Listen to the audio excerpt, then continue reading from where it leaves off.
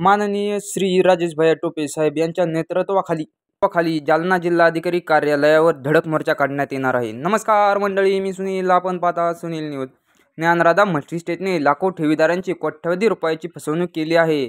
त्या संदर्भात पैसे परत मिळावे म्हणून जिल्हाधिकारी कार्यालयावर धडक मोर्चा काढण्यात येणार आहे। आज दिनांक 26 जुलै रोजी सकाळी 10 वाजल्यापासून या मोर्चाची सुरुवात जालना येथे जिल्हाधिकारी कार्यालयासमोर होणार आहे आणि तेथे सुरेश कुटे आणि आशिष पाटोदकर यांच्या विरोधात म्हणजे ज्ञानराधा संस्थेच्या विरोधात निवेदन देण्यात येणार आहे। त्यामध्ये माननीय श्री राजेश भैया टोपे साहेब हे त्यांची या मोर्चाचे नेतृत्व करणार आहेत आणि जिल्हाधिकारी कार्यालयावर निवेदन देणार आहेत की ठेवीदारांचे पैसे हे कसे परत मिळतील यासाठी ते आज निवेदन देणार आहेत।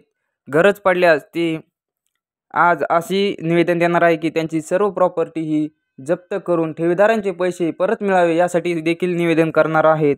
आज दिनांक 26 जुलै रोजी दुपारी 3 वाजता सुरेश कुटे आणि आशिष पाटोदकर यांना जालना येथील कोर्टामध्ये देखील हजर करण्यात येणार आहे। तेथे त्यांच्यावर सुनवाई होणार आहे। तरी सर्व ठेवीदारांनी एक विनंती आहे की त्यांनी राजेश भैया टोपे साहेब यांच्या मोर्चामध्ये लाखोच्या संख्येने जे काही ठेवीदार असतील किंवा हजारो ठेवीदार यांनी उपस्थित राहावे अशी विनंती केलेली आहे।